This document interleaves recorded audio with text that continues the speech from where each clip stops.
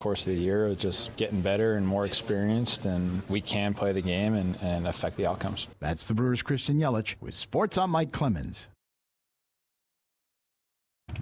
As Wisconsin is hitting the road on your Harley. This is the Civic Media Radio Network.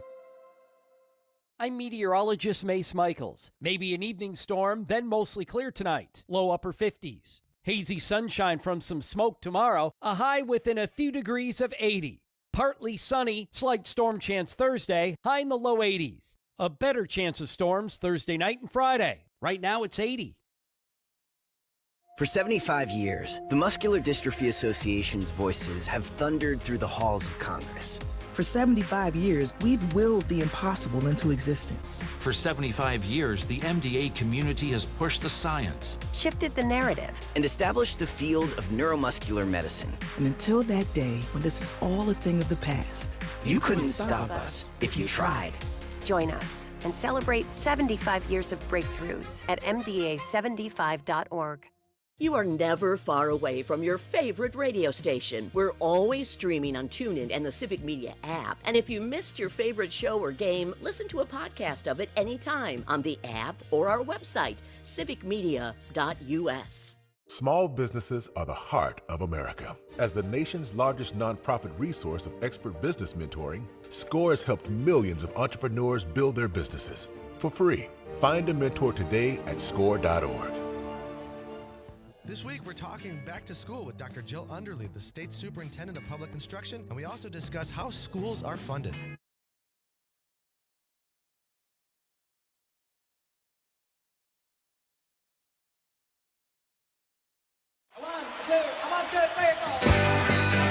Broadcasting live from the Civic Media Studios in Green Bay, this is Night Light with Pete Schwaba, your inside source on everything entertainment from Wisconsin to Hollywood.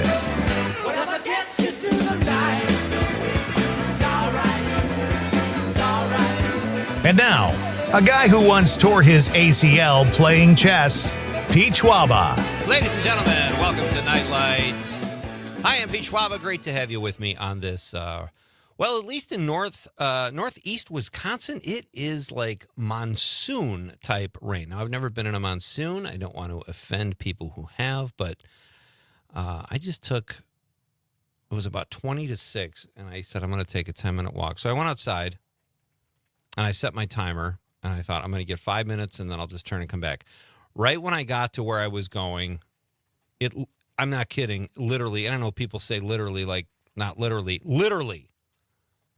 It was like a tornado of rain and trees bending, and it was insane. I'm soaking wet. Yeah, it looks like you just jumped into a pool. We have a shower here. We have 2 showers here at WGBW at the Civic Media Studios here, and no towel. Because I probably would have taken a shower. I'm soaking wet. You could use paper towel. I've never done the show barefoot before, but I have. I'm doing it barefoot. Dan Marcus, who will come in here tomorrow morning, all I can say is I'll try to wipe up. Barefoot, Conrad. When you were walking in and I was, editing the beats, I heard your shoes just squeaking, and I'm like, what did he step into something? That's got to be an app or something. And then I was like, is it raining? I looked over. It's horrible. And it's coming down. I don't mind. Like, I actually like supposedly getting caught in the rain. It's kind of fun. And when it's warm out, it's not too bad. But when you're about to take mic in hand and go on the air, it's a little off-putting. So we'll get through this, though, folks. Keep you on your toes. You're nice and dry and toasty. That's good, Conrad. Conrad Krieger working the board tonight, folks. We have a really fun show tonight. Don't ask me how I did it, folks. But I booked a colleague here at Civic Media, founder of the Recombobulation Area, and he is our Civic Media political writer, commentator. Dan Schaefer will be here tonight at 6:35. The last time Dan was on the show, we talked about, or I think we discovered on the air, we both have a love for this show, The Wire, which was an HBO show. I want to say it ran from like 2005 to 2012, something like that. Phenomenal show. One of my favorite shows of all time. Oftentimes referred to as the best TV show, the best episodic ever. And it would be hard to argue with that. They cover everything. They cover the police, City Hall, In one season, they covered the dying Baltimore Sun, the newspaper, and journalistic integrity. It's just a show that I mean, it was executed well, written well, created well by David Simon, a former Baltimore newspaper columnist. And it bangs on all cylinders. So if you haven't checked out The Wire, you might want to give it a watch or listen to my conversation with Dan at 6:35. We're going to do a dive into The Wire, and you can listen to that and see if it's to your liking. And then in the second hour, our pal, Rob Brackenridge, well, he was going to be here in the studio. Yeah. But he made a wise. I don't think it was weather related. He told us earlier in the day he couldn't come in. He has to do it by phone. But I don't. Maybe he's psychic though. Maybe. Rob's got a lot of talents. He has a funny. God, do you follow him on any socials? His TikTok is so funny. He's got his mom all the time. Yeah, I follow his TikTok. He's great, and he's a very funny comic, and he's a great guest. So he will be here at 7:20. Looking forward to having Rob on. This is kind of cool. We just found out today. With Naked Gun, the new Naked Gun in the theaters, folks. I said last week on the air, I'm partial to the original Naked Gun. I just don't think Leslie Nielsen can be taught. And as great as Liam Neeson is, and he's a phenomenal actor, and he does a lot of different genres. I know he's big in the action genre the last 25 years, but he's a really solid actor. And he's got good comedy chops, and he was funny in the Naked Gun. But Leslie Nielsen, I don't think... the writers of this Naked Gun matched the writers of the original Naked Gun. And speaking of that, David Zucker will be on the show Monday night at 6:35 p.m. A native Wisconsin son who, along with his brother and other Midwest writers like Jim Abrams, who's a Wisconsin guy, Pat Proft, who is a Twin Cities guy. Those guys went out to Hollywood and made some amazing films. So David Zucker will be here at 6:35 on Monday. Looking forward to that. He made one of the best sports movies ever. What was it? Basketball. Oh, I thought that was the South Park guys. You're right, though. David Zucker was EP on that, right? Yeah. Well, and I mean, if you really want to dive into some of his earlier work, I'm going to look it up before I make I do consider myself a journalist, Conrad. I know you might not. But Kentucky Fried Movie, that's one I think you should check out, Con. It's John Landis directed it, but David Zucker, Jim Abrams, and Jerry Zucker were the writers. That's 3 Wisconsin dudes. And it's just this crazy... I'm going to give it a rewatch before I talk to David on Monday because I haven't seen it in years, but it's very, very funny, groundbreaking in many ways, and I think probably put he and his brother on the map in 1977. So that will be fun. We'll talk to David Zucker on Monday. Tonight, lots of fun, though. The Wire. Have you seen The Wire at all? I have not. Oh, dude, it is so good. It's just... It's fantastic. It's a great show. So we'll talk about that. The characters are great. The storylines are great. There's just enough action, just enough sort of, intellectual type stuff going on, heady stuff at times. So we will, that'll be fun to talk to Dan. Dan and I have been trying to line this up for a while. He's a busy guy, Conrad. I don't know if you knew that. He definitely is. He is. He's a busy dude. So we're happy to have him. I will say, should we get our question? Let's do the question. Here's the Nightlight question of the night, ladies and gentlemen. Let's talk about the question. Okay, question. Question. Pregunta. Question. Question. Okay, I have a question. Questions? This question. Domanda. Question. Question. Questions. What is your least favorite professional sport? This is not inspired by any day of the year or big birthday or anything like that. It just comes down to the fact that you and I, about a week ago, we were talking about the Cubs and the Brewers, and Mike Clemens was on. We were talking about NFL training camps, and then NHL and NBA start up in like 6 weeks or so. There is that window where there's 4 professional sports happening. And then if you include golf, which I don't, that's 5. And, all kinds of stuff. WNBA maybe, I don't know what else, but it got me thinking, what are you least likely to watch? What is your least favorite professional sport? And I say golf. Having said that, all right, golf is my least favorite to watch on a regular basis. That doesn't mean if it came down to one hole and 2 guys duking it out, I love that kind of stuff. Right now it's the playoffs, so it's an exciting time in golf. In golf? Yeah, okay. The BMW Championship is this week, and then after that, it's the race to the FedEx Cup. All right. The race? For golfers? Okay. Those hydroelectric golf carts. I also think I would say golf, then hockey, then tennis, then baseball, then hoops, then football. But I would say probably golf for me. What do you say, Conrad? Professional water polo. Yeah.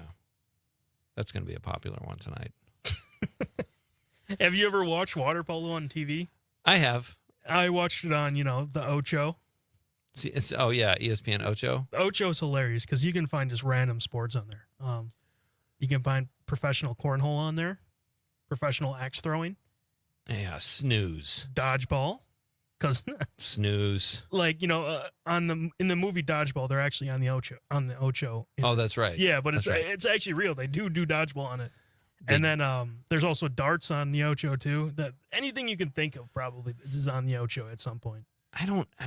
All of those. Yeah, I don't know. Water polo, I've watched. That's a talent, staying afloat while you're trying to do all that stuff. I love Frisbee Ultimate. Some of these off. But, I don't know if. I think there are people that make money at those things. But I guess I'm talking about the bigger sports. So I say golf. What do you say? 855-752-4842, 855-75-CIVIC. Let us know what your least favorite professional sport is. You can also text us on the app. Or if you're watching on the stream, drop us a stream comment, too. Be part of the show, folks. Always more fun that way. So, all right. So we were going to talk about... We just know the movie's bad. I'm not even going to watch it. Like, sometimes if something is so bad, I'll check it out because I'm curious about how bad it is. But the new War of the Worlds, I don't know why they had to redo this movie. Starring Ice Cube, got a 3% on Rotten Tomatoes. That's 3% more than everybody who never made a movie got. They edged us out by 3%. And you saw a really bad... Were you able to find that clip? It's not probably really not available yet. Well, it is. It's just that it's not really radio friendly because it's like you have to watch it. Okay. But in the scene, like he's on the phone. I think that's a popular thing in that movie. Like they're always on the phone or something. Oh yeah, it's like supposedly a virtual. Yeah. It's all computer screens or something like that. Yeah, and Ice Cube is watching his son get chased by an alien thing. He's like, run. Get out of there. And then he dies. And then the kid. Ice Cube just like puts his hand on his head and just like that's it. That's the scene. Wow. Nothing like, oh my God, my son died. He's not sad or anything. He's just like, oh, well, that would be bad dialogue in that situation too, though. Oh my God, my son died. It got, just tortured by critics. 3% on Rotten Tomatoes. And it's packed apparently with product placement, which I don't mind a little bit of that, but when it looks like it's just a vehicle to sell products, please go away. Can't stand it.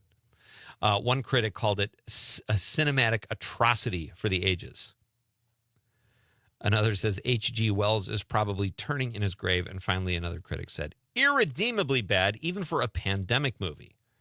So I am curious, but I also, if this were 20 years ago, I probably would have just checked it out for a laugh or to see just how bad it was. But I'm not even going to bother, when it's that much of a consensus. No way. I'm not watching. Yeah.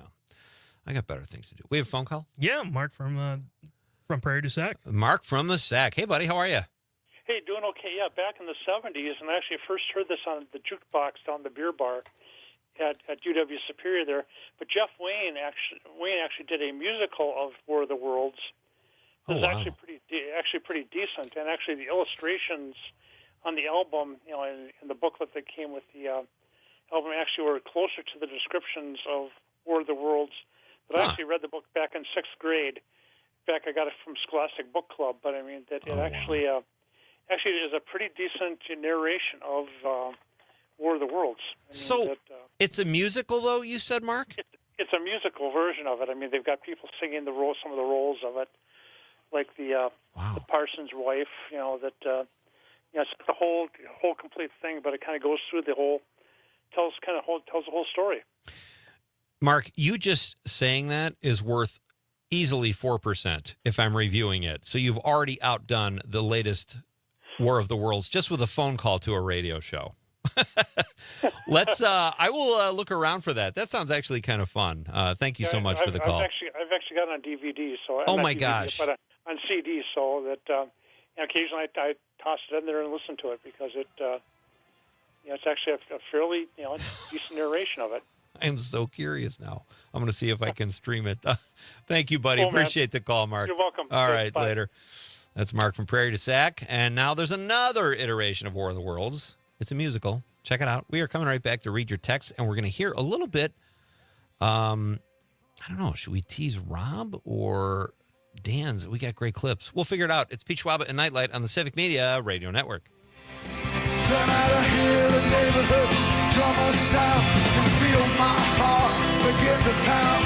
So you're tired, just wanna close your eyes, follow your dream down.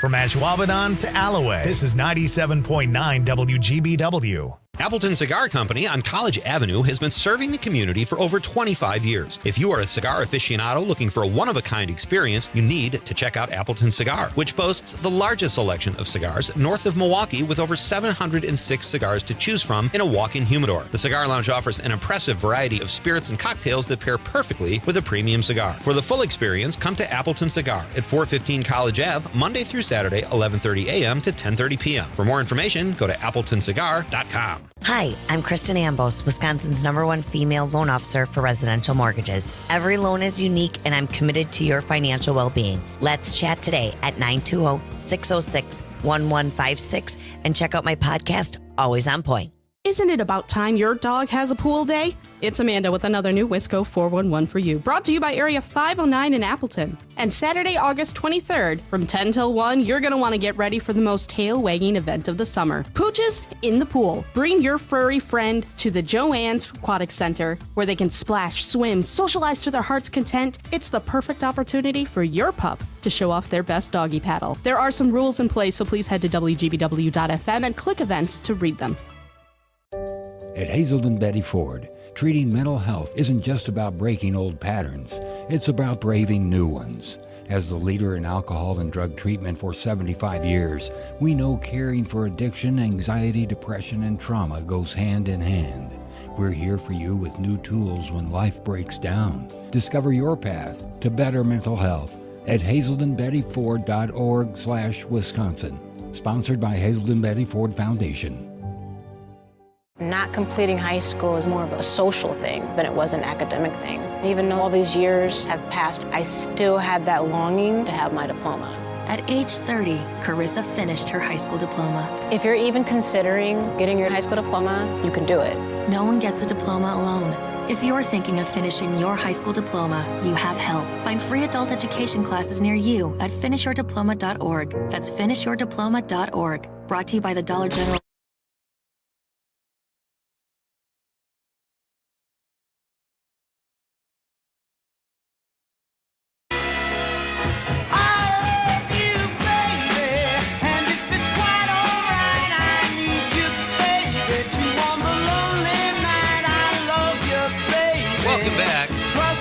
This is Nightlight. I am Pete Schwaba, and you've got the Civic Media Radio Network.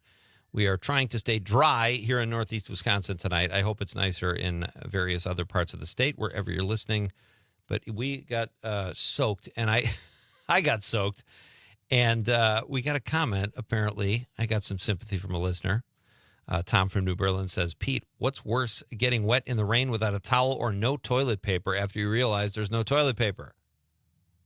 Well, funny you should say that, Tom. I also needed toilet paper when I took my walk. No, I don't know. I would say probably. I know that's kind of a hypothetical, but I'm soaking wet right now, but that's okay. I guess getting caught without a towel is worse, or not as bad. All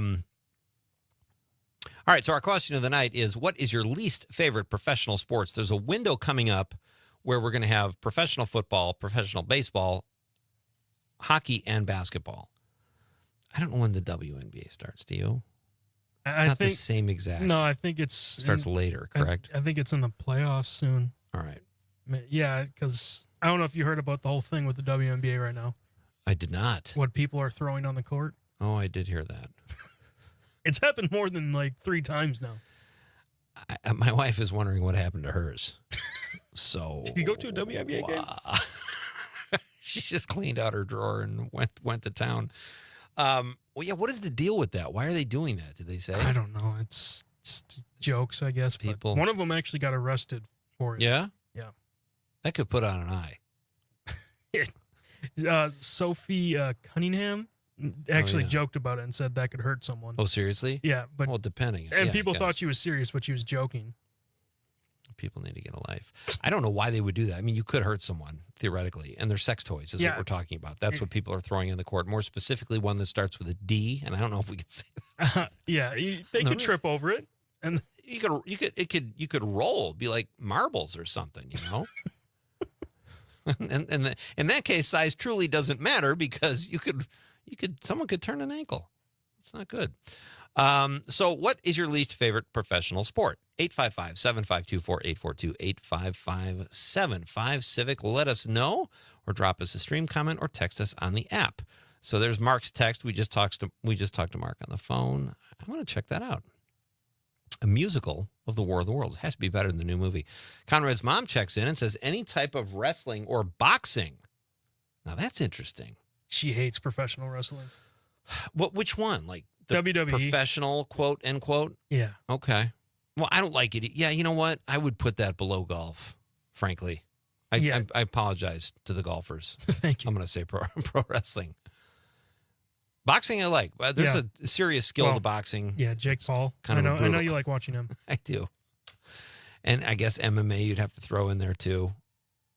I used to love MMA. Now it's just knuckleheads. Yeah, UFC is idiots. Crazy, but there's some, sometimes I'm really excited for some of those fights that they showcase, but I still like, there's an artistry to the fighting, but I just can't stand the... I don't know if you heard this. They're going away from pay-per-view now. Yeah, UFC. they bought Paramount Plus, right? Yeah. So that's kind of, that's kind of cool everyone's going to still do the same thing that they do for it. And are they going to jack up the prices on Paramount Plus? Probably, if I had to guess. So if you want to watch like a Taylor Sheridan show or MMA, you need Paramount Plus. Mm-hmm. So I'll tell you right now, I'm not going to pay more for Paramount Plus just to watch UFC. I already don't watch UFC. It's too expensive. Yeah, you could do, just go to the... Pirate it. Yeah, the streaming sites. Stream East. We're totally Love that outing site. Stream East. Mark from Prairie du Sac says, the only thing worse than watching golf on television is having to play the damn game. Oh, God. It's a love-hate relationship with the game. It really is. Even if you're good at it. Yeah, because you there's can be days, really furious. There's days you can be bad. Absolutely. Tom from New Berlin says, professional paper football. Okay. Tom apparently has some sponsors. I didn't know they paid those guys. That was a fun game to play when you were kids, though. Thank you, Tom. Anna from Madison says, hi, Pete and Conrad. My least favorite sport is soccer. It was good to hear you on John and Gordy this morning. Well, thank you, Anna. Thank you for listening. John and Gordy are my pals. That was a fun spot today. We had a good time, Conrad. You should have been there. You should have gotten your butt out of bed. No, I was definitely sleeping. I had the coffee going at like 7 because I didn't want to just sit there and be a dope and not say anything. I had to wake up a little bit. Love John and Gordy. That was fun. Thank you for listening, Anna, and thank you for listening tonight. Matt from Middleton says, underwater basket weaving is the silliest. Well, yeah, I would agree with that if that's actually a thing. I'm looking up pictures, and there's actual pictures of people doing that. Why? Anything can be a sport. I guess so, but can't you do it above water? You need snorkeling equipment to make a basket? Yep. Lame. Tyler from Wisconsin Rapids says, football. The point system numbers are pointless. Everybody should be allowed to kick the big balls like in D.C. I saw something about that in the news. I still don't know what he's talking about, though. I'll have to go back and do some research. Thank you, Tyler. Nick from Marshall says, my least favorite sport is NASCAR. Oh, I forgot about the racing. And if you have not seen the bit with Jeff Dunham and his puppet, Sweet Daddy D, I highly recommend looking it up from his first movie, Arguing with Myself. We could do a Google on that, Con. And then our guest from last night, Fallon, who is here in the studio, creator of the show Instability, says, unfortunately for me as a Wisconsinite, my least favorite sport is football. So why is a Wisconsinite, though? I don't think Fallon would like football. She was probably in any, or if they were probably in any state. They continue to say, and sadly, especially because domestic violence increases during football season. Yeah, I've heard that's true. I would imagine it's even worse for MMA. Like, I don't know. Go out and throw a ball around, right? Get out your couch and go tackle each other. Go roughhouse out of doors. Thank you, Fallon, for the stream comment.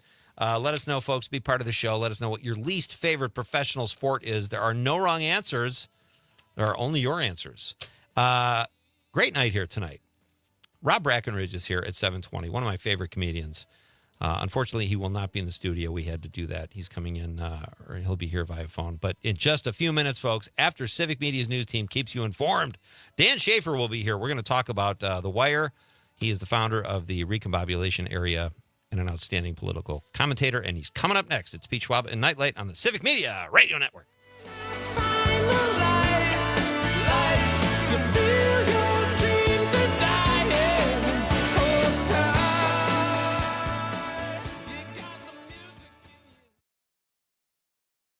From Hobart to Bay Settlement, 97.9 WGBW. As Wisconsin is cheering on Bucky Badger. This is the Civic Media Radio Network.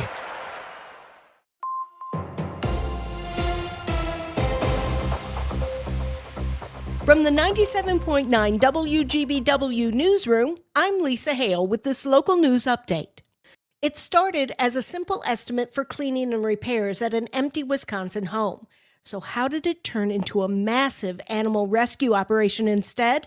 Terry Barr shares the surprising story. A renovation contractor asked to stop by the house found close to 50 malnourished cats, both inside and outside, left behind by the home's renter. Shelter from the Storm received the first call for help. This Madison-based rescue's COO, Peyton Pritzel, calls it a sad reminder how situations involving unspayed and unneutered pets can spiral out of control. Sometimes people just get crippled by not knowing where to start. And so we always want to be there as an organization through our shelter as well as our clinic to provide that care when people need it, even when they're feeling overwhelmed, without judgment. What's frustrating about this situation is this is somebody who knew of those resources and had those connections and chose to not do what was right. And so that makes it really hard. This case is under investigation while the cats are now being treated and will soon be up for adoption through Shelter from the Storm and other rescues in the state. You can learn more at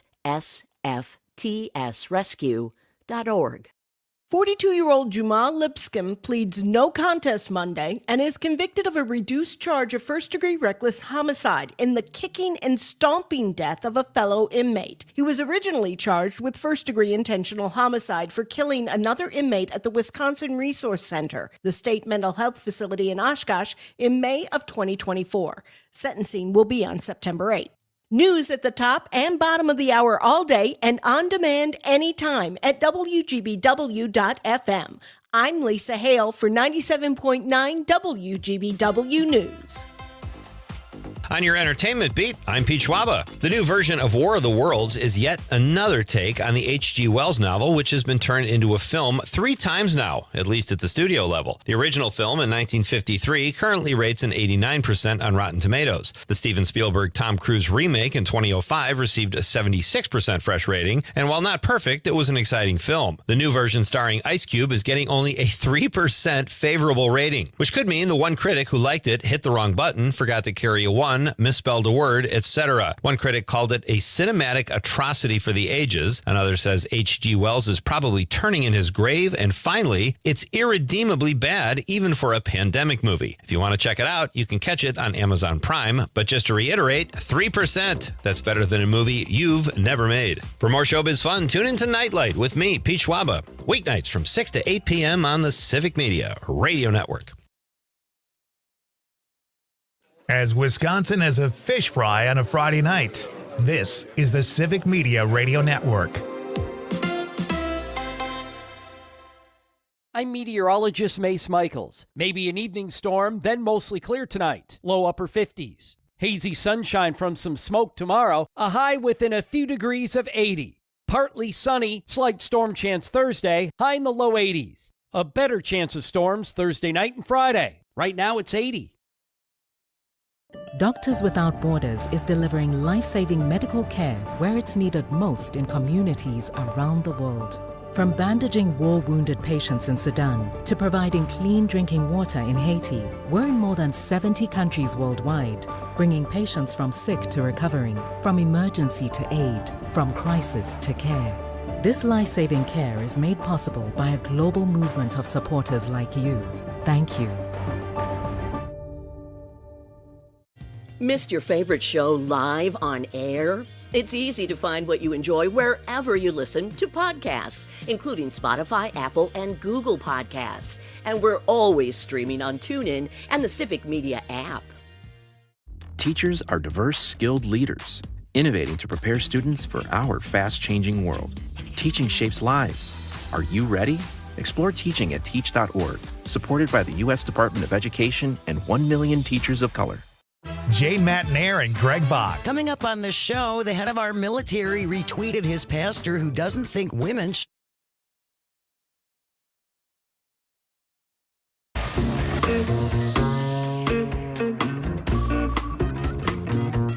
If you walk through the garden, you better watch your back.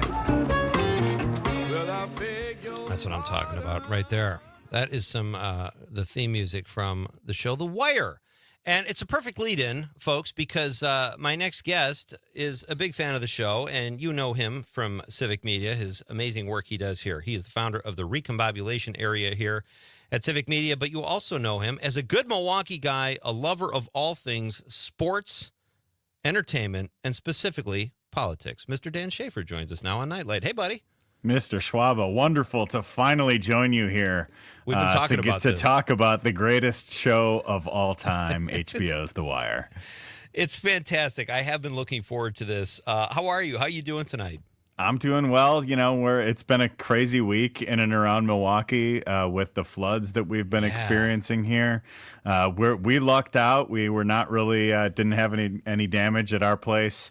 We live on the top of a hill on the west side of Milwaukee, so right up. But just down the river, or just down the hill from us, is the Menominee River, and right up there is where you've seen a lot of these flood videos from, downtown Wauwatosa, Tosa Village area, and up and through the river there. I spent some time today getting some video and footage for the news team here in Germantown, where there was water covering like 4 lanes of traffic on a fairly large road. It's just been absolutely crazy. And so, yeah, it's been a lot, but wonderful to join you here to talk about some other escape stuff. for you, Dan? Little maybe? escape. Yeah, there we go. Do you have a least favorite professional sports or least favorite professional sport? Yeah, I saw you guys were talking about that beforehand here. I think I'm going to agree with you, Pete. I'm not a golf fan. I'm not a golfer. I played a little bit when I was younger, but I just I couldn't really get into it at all. And then watching it, it's just like watching paint dry. It's just the most boring sport to be watching at all. And it's just like you quiet watching the guy walk up to the tee, and it's the most boring one to watch. But you know what? I will say though that I think this is I'm kind of fascinated by all the weird sports that you guys have been talking about too. Yeah. And just I really like watching SportsCenter this time of year, because you're in the middle of August and there's no drama happening in any professional sport right now, right? We're past the All-Star break in baseball. We're not quite yet to the postseason. Preseason football is just getting started. The NBA is fully in its off-season mode. So you just don't have anything going on, and it's just funny to see these SportsCenter anchors try to fill time, talking about whatever's going on here and whatever, and you just get a good variety. I like seeing some WNBA highlights because I'm a big basketball fan. Just seeing random baseball highlights from around the country, that's always good. But it's a weird time of year for sports. And the fact that we haven't had, it's not an Olympics year, there's no World Cup. This has been a very slow summer for sports. But you're right, though. The best thing is watching news anchors try to really sell it, when there's just not a lot going on. I get a kick out of that. So, yep. But yeah, golf is the same. The best thing that ever happened to golf, in my opinion, was the movie Caddyshack. So that's my extent of my love for golf right there. 100% with you there. All right, so let's jump in. Oh, I wanted to tell you too, Dan. I think you had a big influence. Pardon me, on Governor Evers deciding not to run again. Oh, I don't think so. I'm not going to say it was all you, Dan, but you're a pretty influential guy, and I just hope you don't say the same things about the host of Nite Lite because I like this gig. So. I'm all for another term for Pete Schwaba and Nite Lite. Let's jump into the whole reason you're here. Well, we'd have you here anyway, but Yes. the show The Wire. Tell me what you love about it and how you first discovered it and why you love it, Dan. Well, I really do think, we're in this kind of golden age of TV, right? For the past, however many years, starting to get kind of like the cinematic type of approach to television that really began, I think, with HBO in the early 2000s in a lot of ways. And so I didn't, and I think one of the shows that I loved at the time was Lost. And once I started getting into Lost, then I started like branching out into other shows. And I found The Wire. I want to say it was like late 2007, early 2008 when I was in college, and just really started getting. I don't watch a lot of like the Law and Order type shows typically, but people kept telling me to check this one out, so I got into it. And once I got about halfway through the first season, I was just absolutely hooked. I had to watch everything as fast as I possibly could.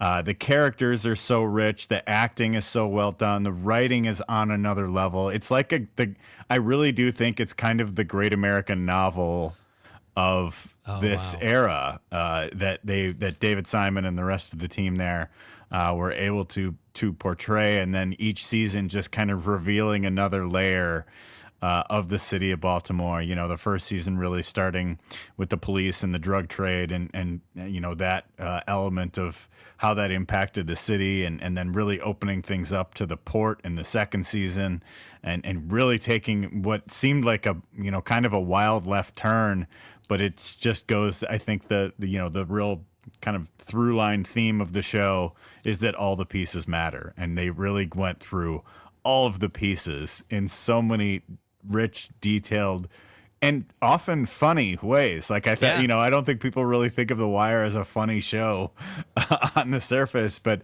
so many of the characters, any Bunk McNulty scenes, there's so many great stuff throughout the show. And I think the fact that it has a little bit of a sense of humor to it makes it all the more real and really brings it all home. And then, of course, I'm the political editor here, right? So once they start getting into the politics of it all, I was super interested in that, and I still think the fourth season of the show, when they bring on this cast of kids who are middle school age kids, kind of this coming of age piece of it, and how that was conflicting with the rest of what was going on in Baltimore that they were showing. I think that is still the single greatest season of TV ever made. And it's such a great, very well said, Dan. But that's such a great season too, because didn't they call back the Presbalewski character? In the way they worked him back in, he was a cop, and I think he shot a couple people, or his gun went off, and he had to leave. Now he's a teacher, and they worked that back in. So they're great at that too. But you said something I really agree with. What I love about The Wire is it's got a little bit of everything, but it also takes its time. Like there's no big action sequence, or HBO let them do what the producers wanted to do. Like, and you mentioned comedy, and it's great, but it's realistic when they cut their ties off, like when one of them falls asleep and they'll cut their coworkers. And I think somebody cuts Bunk's tie off and kisses the tie and sticks it. It's a treasure. The show is just, and like you said, to go 5 seasons, but 12 episodes. They're not doing the broadcast TV 26 episodes where they're just pulling at everything to try to make it entertaining. All the seasons are tight. And from the first time we meet Avon Barksdale and his crew in season 1, I would agree with you. I love the season with the kids in 4, but I think my favorite is probably season 3 when Bunny Colvin becomes a character. And For those of you listening, my guest is Dan Schaefer. He is our political editor here at Civic Media and the founder of the Recombobulation Area. He does such great work. Follow him on Twitter. Follow him here at Civic Media. And he is a huge fan, as am I, of the show The Wire. So that's what we're talking about here tonight. Bunny Colvin in season 3 shows up, and he gets the go-ahead to make a certain area where people can buy drugs, and they hand out condoms. And all this stuff happens in this one area, and the crime rates in the rest of the city go down. Mm-hmm. But they have an issue. What did you think of that season, Dan? Bunny Colvin is on the very short list of my favorite characters on the show, and I thought that was such a smart way to bring these things in, and the way that, he was just kind of being this like renegade police captain, and then eventually that conflicted with what was happening in City Hall and with the campaigns, and how it even impacted the just kind of like the junkie characters that they had on the show too. And it's just like all of a sudden there's some public health component to get like like you said there, condoms are clean, different things like that. So I thought that was so interesting, and the way that that connected to the following season too, because Bunny Colvin tried the whole thing with Amsterdam that they called it in season 3. That's right. And then the way it connects to, he also goes back to one of the schools in season 4 and talks to the boys, and I thought, it's not a show that has a lot of happy endings, right? It's not it's a tragedy in a lot of ways, but I think the story, the arc that has a true happy ending involves Bunny Colvin and one of the boys from that 4th season, and that final shot of what was it, Namond? Was that his name? I'm bad with names. The boy that basically Bunny Colvin had taken in by the end of the season. Oh yeah. And there's that shot. They're at the nice part of Baltimore, and they're just looking over the street corner, and it's just like this serene image, and he just finally made it, and that just really sticks with me. It's just the payoff of that. You have like you said, everything is so dense and detailed and rich, and these storylines really pay off, and that's one of them with Bunny Colvin and all the struggles that he went with as a police captain with City Hall, all of the different things, and the fact that he is part of one of the positive storylines in the show. I thought was just phenomenal. Absolutely. Bunny Colvin, played by Robert Wisdom. He's one of my favorite characters, too. And he has that great, you're right, he's really, I identify him with season 3 more, but you're right, he had a big part in season 4. Here's a clip of Bunny Colvin. I want to play this. It's about 1.5 minutes long. And the character Bubbles, who is such another tragic character that you just love. Do we have time for the clip, Con? We could play it coming out of the break if we don't. Yeah, we got it's about 1.5 minutes, and we got 2 minutes left. All right, so if we keep talking like this, we're running out of time. Yes. All right. We'll play it when we come back from the break. But Bunny Colvin, in the clip I'll just set up, Bubbles is a great tragic character. And you're right, Dan, the show is a tragedy, but like the little victories are what make it worth watching. Yeah. And it's just like real life. You have this great thing, and you've got this police captain or lieutenant, whatever Bunny was, who thinks outside the box. And Bubbles is teaching a guy how to scavenge. Basically what happened in season 3, they had this, I don't remember what they called it, but it was the place where you could go buy condoms and drugs, and there was no violence. And police weren't beating on people, and the drug dealers weren't robbing each other. And it was like things had calmed down. But for political reasons, they knocked down the entire, it was like a 4-block city, a 4-block radius. And it's Bunny just standing there looking over the wreckage of this concept that he had that worked, and then Bubbles teaching a guy, a fellow drug addict, how to scavenge and look for metal and turn that in for money. And he and Bunny have such a great just a great rapport. They have this quick little conversation, and we'll play that right when we come back. Dan Schaefer is here, folks. I also forgot, Dan, Jamie Hector's in that show, and I love Jamie Hector. Mm-hmm. He plays Marlowe. So we'll talk more about The Wire with our guest, Dan Schaefer, after this very short break, and we're going to play the clip I was just discussing. It's Pete Schwaba and Nite Lite, and it's great to have you here on this Tuesday night in the beautiful state of Wisconsin. A teardrop star, and it breaks my heart. When it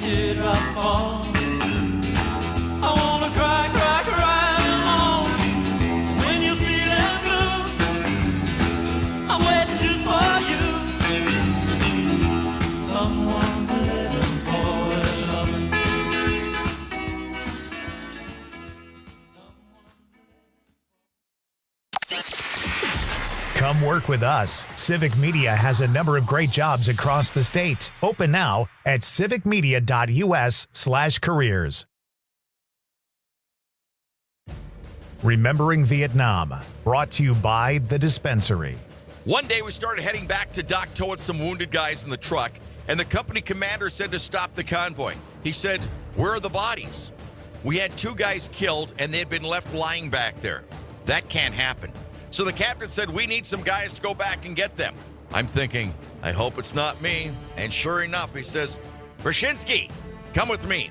We're going back to pick up the bodies." And I'm like, "Captain, what do you mean? Can't we take the truck?" He said, "No, because they would just blow it up, and we can't afford to lose that truck." I took my helmet and flak jacket off. I could never run in those things, although I knew one well-placed bullet could kill me, and we started running back to the bodies. Mike Brzezinski, United States Army, Vietnam. Hear this full story at WGBW.FM. Click on Remembering Vietnam. Brought to you by The Dispensary.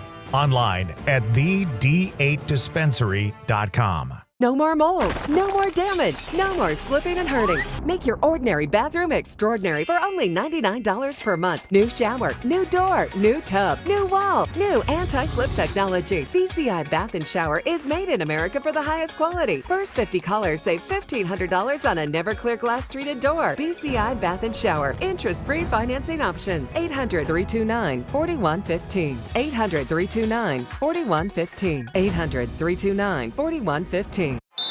Timeout. All right. Remember, we're a team that plays together.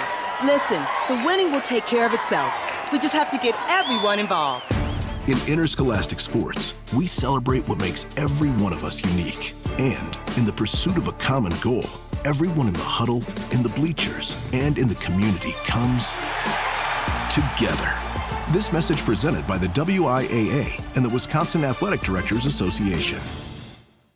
My name is DeMar Hamlin. I play for the Buffalo Bills, and I play safety. CPR saved my life. I've teamed up with the American Heart Association as a national ambassador to help create a nation of lifesavers, turning bystanders into lifesavers through CPR education and access to AEDs. Nearly 3 out of 4 cardiac arrests that don't happen in hospitals happen in homes. Join me to ensure everyone has the chance to live longer, healthier lives. Visit heart.org/nation. Is getting vaccinated on your to-do list? We can help you check that off. You've got this. Yes, you do. See how we've got you at yougotthis.usaging.org. A message from the Aging and Disability Vaccination Collaborative, powered by US Aging. You are never far away from your favorite radio station. We're always streaming on TuneIn and the Civic Media app. And if you missed your favorite show or game, listen to a podcast of it anytime on the app.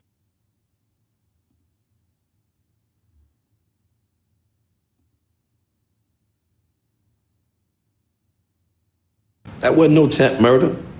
What was it, Mr. Little? I shot the boy Mike in his hind parts, that all.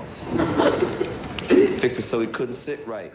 It's the other one, Con. I sent Conrad 2 clips earlier. The one I was just describing is with Bunny and Bubbles. Dan Schaefer is here. Here's the clip, folks, that I was talking about right before we went to break with Bunny Colvin and Bubbles that I just described right before the break. Go ahead, Con. I hope you're listening, because I'm trying to school you here. Huh?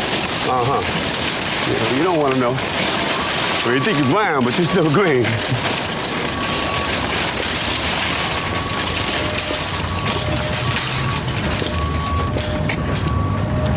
How you doing?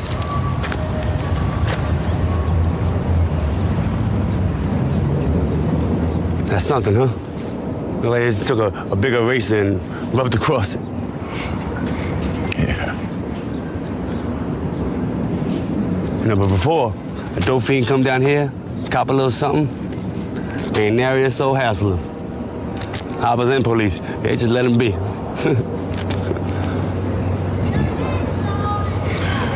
It's a good thing, huh?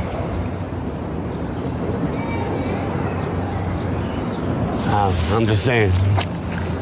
You probably don't know, but it's rough out there, baby. Cops be back banging on you. Hoppers be messing with you. Yeah, thank you. Coppers and hoppers, Dan. They were leaving people alone. It's hard. Bubbles is so funny. I love the way he used to say McNulty. Hey, McNulty. McNulty. Hey, McNulty. He's hard to understand sometimes, but he's such a great character. And that was, and that's an example of what I was saying before about how the show just takes its time. They're just looking over this wreckage and they're letting it breathe. Absolutely. So few shows really do that the way that The Wire does. And I think that's part of what makes it so great. You know, people will do their list of the best shows of all time, you know, and it'll be The Sopranos or Breaking Bad or you know, whatever it might be. Whenever people ask me that, it's just like the argument's for second. The Wire is number one.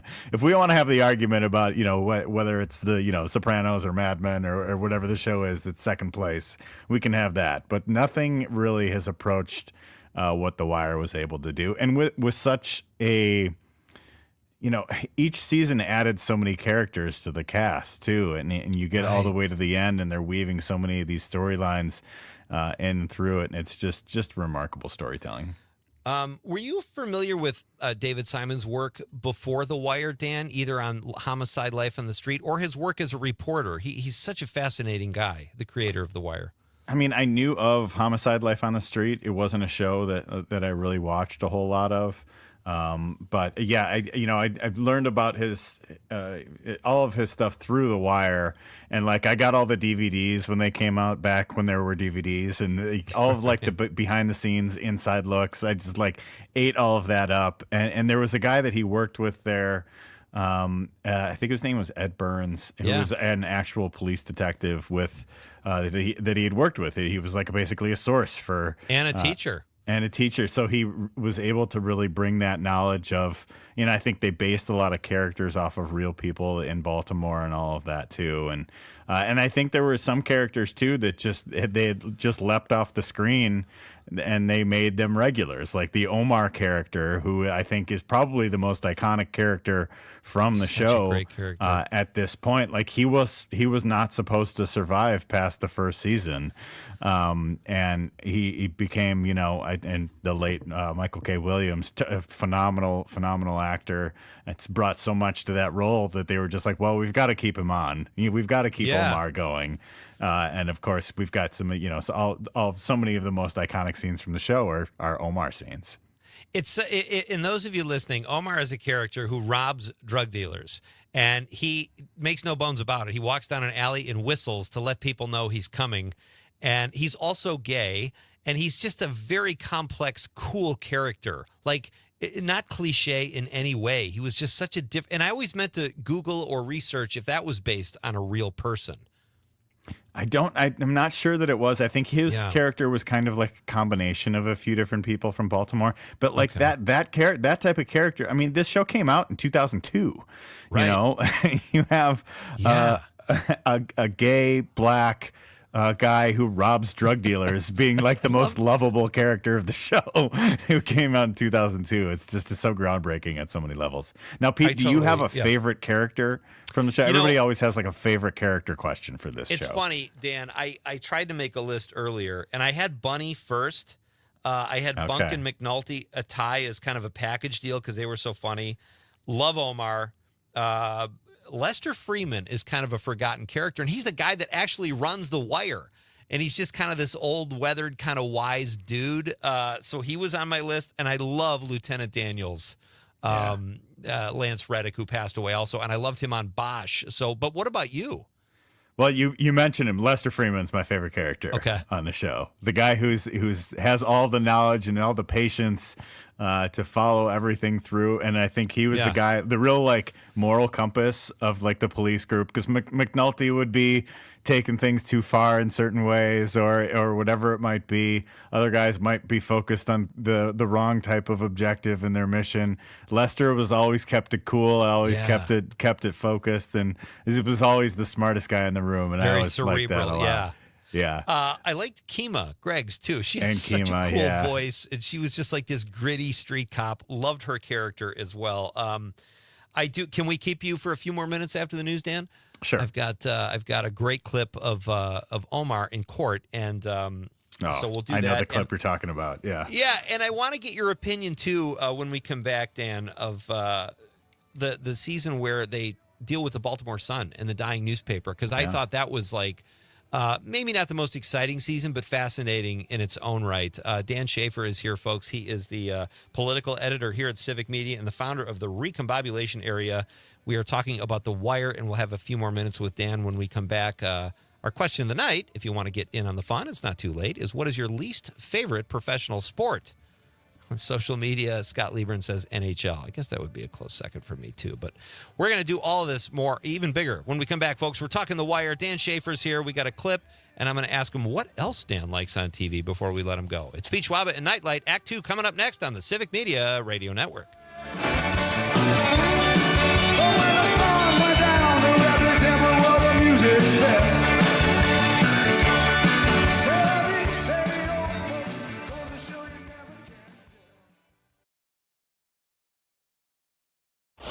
If it happens in Wisconsin, you'll hear local news and timeless hits. WGBW, Denmark, Green Bay.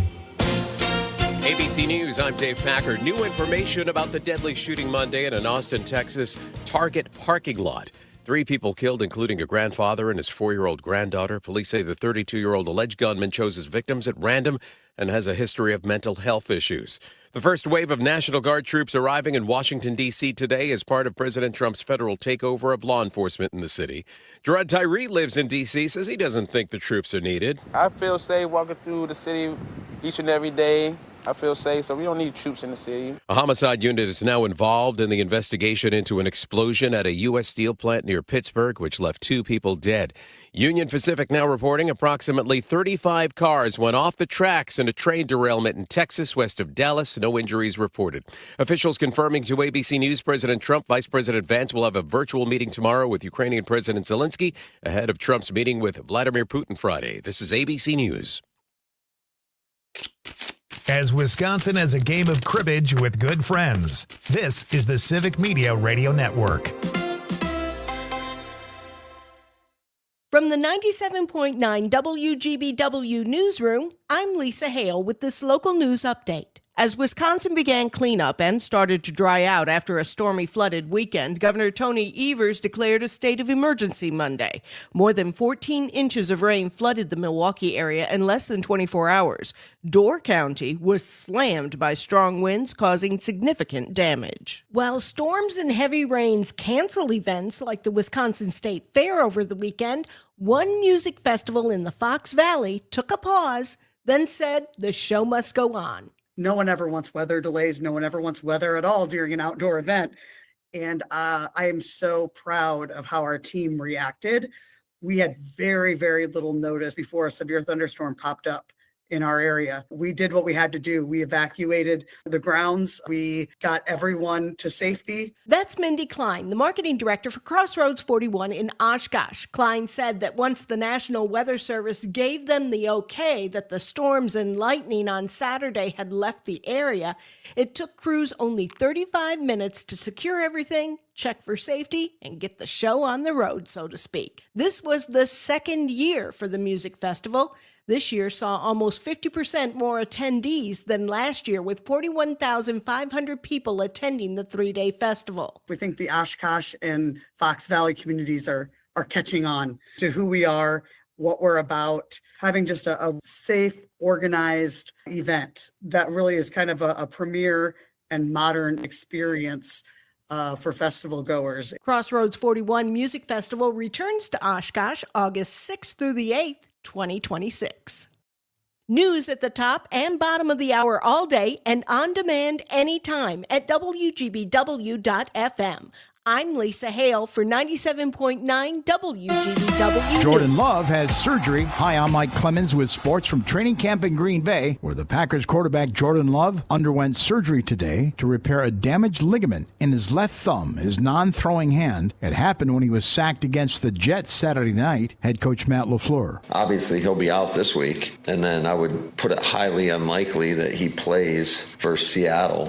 As far as the practice is concerned, I can't tell you that at this this moment. Baseball, it's the Brewers and Pirates tonight in Milwaukee. The Brewers have won 10 games in a row. Christian Yelich. The guys have done a really good job, been really focused, and we talk about it all the time as far as, what we need to do to win, what we like about what we did before, and what we need to continue to do going forward, what we get better at. And that's like a constant dialogue in this clubhouse, and it's a really fun team to be a part of. And the guys have come a long way over the course of the year with just getting better and more experienced, and we can play the game and affect the outcomes. That's the Brewers' Christian Yelich with Sports. I'm Mike Clemens.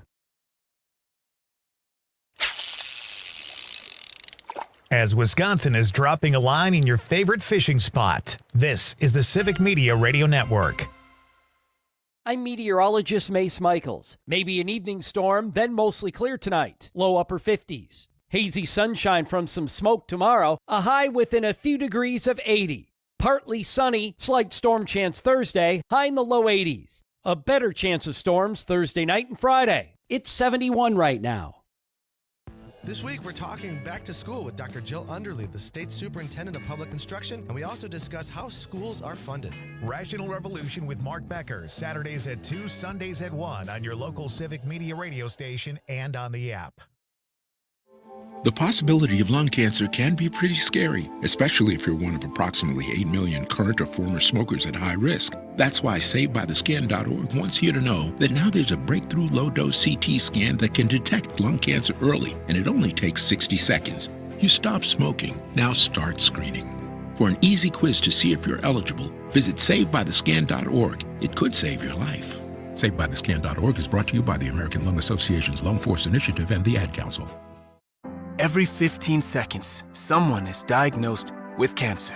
If it's happened to you or someone you love, the American Cancer Society can help at every step of the journey. Visit cancer.org today. Missed your favorite show live on air? It's easy to find what you enjoy wherever you listen to podcasts, including Spotify, Apple.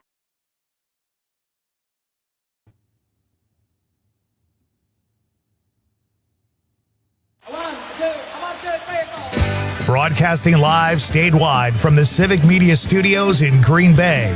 This is Nite Lite with Pete Schwaba, your inside source on everything entertainment from Wisconsin to Hollywood.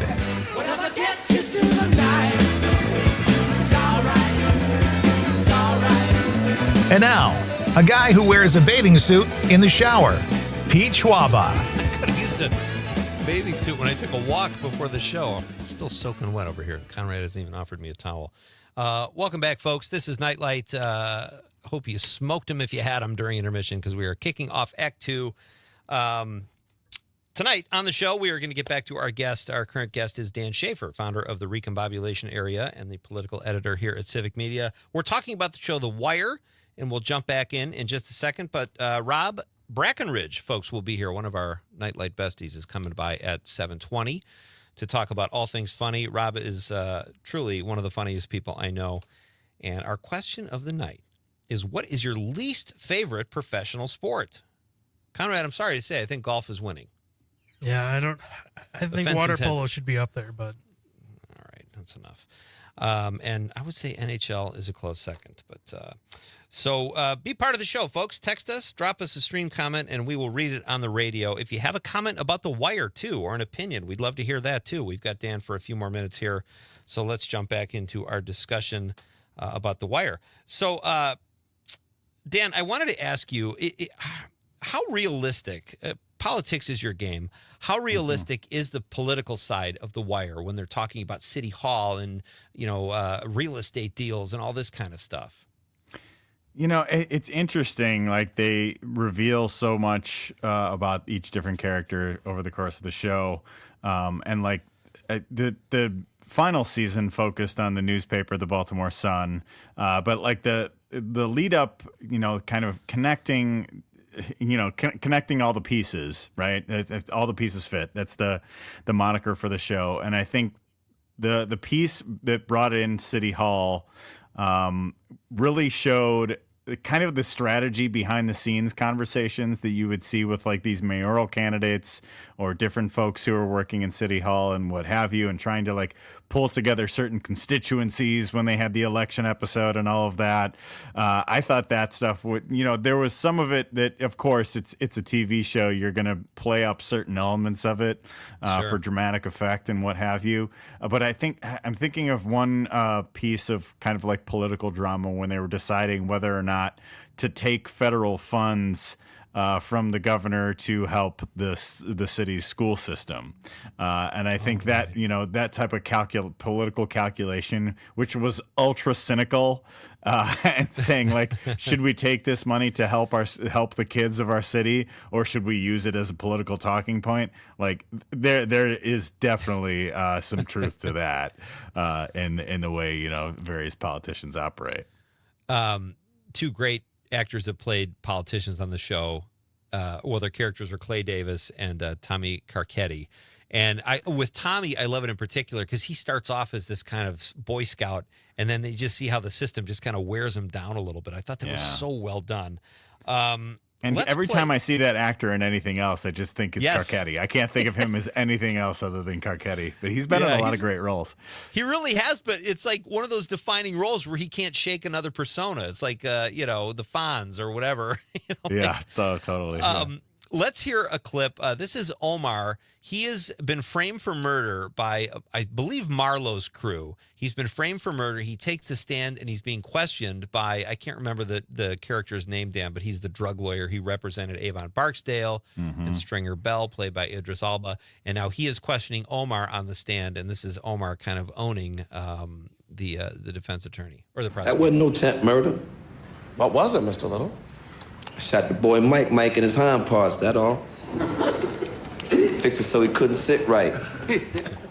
Why'd you shoot Mike in his hind parts, Mr. Little? Let's say we had a disagreement. A disagreement over? Well, you see, Mike thought he should keep that cocaine he was slinging and the money he was making from slinging it. I thought otherwise. So you rob drug dealers? This is what you do? Yes, sir. You walk the streets of Baltimore with a gun, taking what you want when you want it, willing to use violence when your demands aren't met. This is who you are. Why should we believe your testimony then? Why believe anything you say? That's up to y'all, really. You say you aren't here testifying against the defendant because of any deal you made with police. True that. That you're here because you want to tell the truth about what happened to Mr. Gant in that housing project parking lot. Yep. When in fact, you are exactly the kind of person who would, if you felt you needed to, shoot a man down on a housing project parking lot and then lie to the police about it, would you not? Hey, look, I ain't never put my gun on no citizen. You are amoral, are you not? You are feeding off the violence and the despair of the drug trade. You're stealing from those who themselves are stealing the lifeblood from our city. You are a parasite who leeches off just like you, the culture of drugs. Excuse me? What? I got the shotgun. You got the briefcase. It's on the game, though, right? So great. I love his phrase, the game is the game, and I ain't never turned my gun on no citizen. He's got a code, right? And he was such a great character. And Omar alone is worth checking out The Wire. But Dan Schaefer is here for a couple more minutes. Dan, we forget about, or at least I forgot about, Michael B. Jordan was on the show, who's a big movie star now, and he was this skinny kid on the show who meets a not so great end, but another career somewhat launched by The Wire too. Yeah, absolutely. He's, the Where's Wallace scene was one of the most iconic scenes from the first season of the show. Yeah.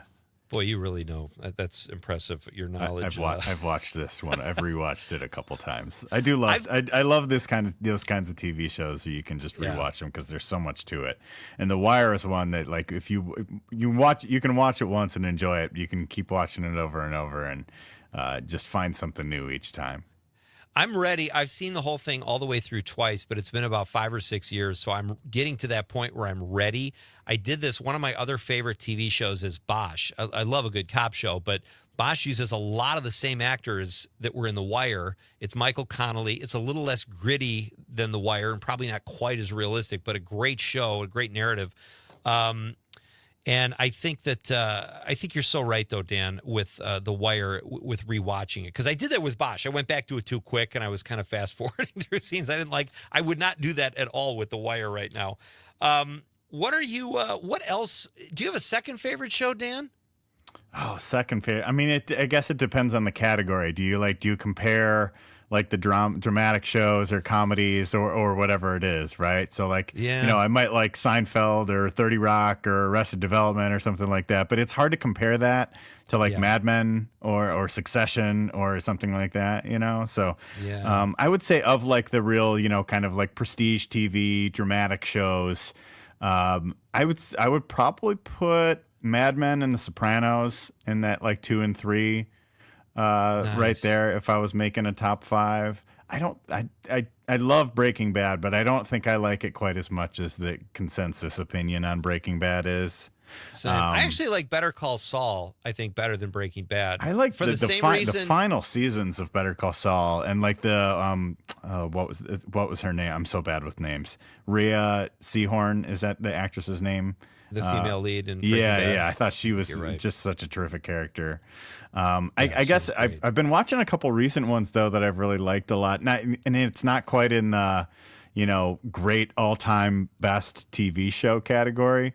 I just finished this one called Your Friends and Neighbors on Apple TV with John Hamm. Have you heard about this one? I watched the pilot. I liked it, and I'll probably go back to it at some point, but something else. I think Department Q caught my attention or whatever, but you liked Friends and Neighbors. I liked Friends and Neighbors a lot. It was a lot of fun. I like a heist show or like a heist movie or something like that too. I love, Ocean's 11 and Heat and stuff like that.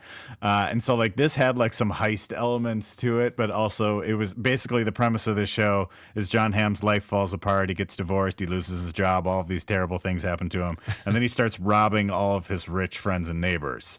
Right. And so he'll like break into their homes when he knows they're, have something going on in their lives, and he'll break in and like steal this like $100,000 watch or something like that. We've all done that. That's hijinks ensue. So I really liked the premise of that one. It was a good fun. The cast was good. Amanda Peet, Olivia Munn, John Hamm. So a good fun kind of summer, heist show. It's not super deep like The Wire was and all of that, but really a fun one. And then another Apple TV show that I've been watching, a comedy that I think is kind of underrated. Apple TV's weird. They'll get like these really big name actors and actresses, and it seems like they don't promote them that well. But they have this show called Platonic with Seth Rogen and Rose Byrne. Okay. About like this, male-female platonic friendship. And it's just kind of a good show about people who are kind of being a mess in their 30s and 40s, which as somebody in my late 30s and, sometimes life imitates art a little bit. It's kind of fun to watch, some hijinks and all that. So couple good Apple TV shows. Buddy, this has been fun. I hope we could do it. When next time you rewatch The Wire, I'll do a rewatch too, and we'll come back and we'll hit on all the things we missed. But Dan Schaefer, keep up the great work with the recombobulation area, and everything you do here at Civic Media is just top notch. And good talk. Thanks, man. Good talk. Well, thanks so much for having me. Be well. All right, you too. That's Dan Schaefer. Check out his work. Follow him on Twitter and Blue Sky, and what else is he on? Is he on Facebook there, Conrad? You got the Facebook? Yeah, I think so. Follow Dan everywhere. He does great work. I'm still soaking wet. This is really depressing, and I'm supposed to go to the gym. I don't know what I'm supposed to. I'm not even going to be able to bench press tonight. You go into the gym and just go under you click the button, and the dryer goes. Oh, I could do that. Just sit under it for like 5 minutes. I do that anyway, and I take off all my clothes just to get looks from people coming into the locker room, which is always fun. All right, our question, folks. Get in on the fun before Rob Brackenridge gets here. What is your least favorite professional sport? I wanted to ask Dan if he had seen or had any intention of watching War of the Worlds, so probably not. If you're on any of these, I'm always intimidated when I have people on that have great social media presences. I feel like, we need to start lobbying for more likes and follows, Conrad. I'm going to put that on you. Is that cool? Shell out, go out, offer people a sawbuck for a like or a follow. I think we could do that. We just walked by before during the break, Ed the diver. Yeah. And he gave me a heart, and I took a picture of it. Nice. It was very sweet. Yeah. I think Ed and his girlfriend are pretty. I'm not saying there's anything going on between us, but it was a nice gesture from Ed the diver. He dove for a heart. And He didn't give me one. He didn't give you one. You usually have your curtains closed there, don't Well, you? I was looking at the rain, All right. Let's get back to the text line. We've got two. Conrad's dad. All right, Steve from Florida, Conrad's dad, says, one professional sport I least watch is soccer. Most boring sport of all time. Also, sorry, Pete, that you broke your ACL playing chess. That is an exciting game to watch. I think your dad's being facetious. Do you think he is? No, he watches it all the time. Does he really? No. All right. I actually like watching poker, and I find that pretty fun to watch. So there are people that can watch chess, or maybe they just watch the Queen's Gambit. Another text, Conrad's dad checking in says, Pete, I have to disagree. Watching golf on TV through the years has given me great memories watching Arnold Palmer, Jack Nicklaus, Lee Trevino, Tiger Woods, and Happy Gilmore. Your dad does know Happy Gilmore as a movie character. I don't think so. You never know. They all have inspired me to continue to watch and play the game. Awesome stuff, Steve. Thank you, buddy, for the text. We are coming right back with our pal, Rob Brackenridge. And that's coming up next after this very short break. Don't go anywhere. This is Nightlight with Pete Schwaba on the Civic Media Radio Network.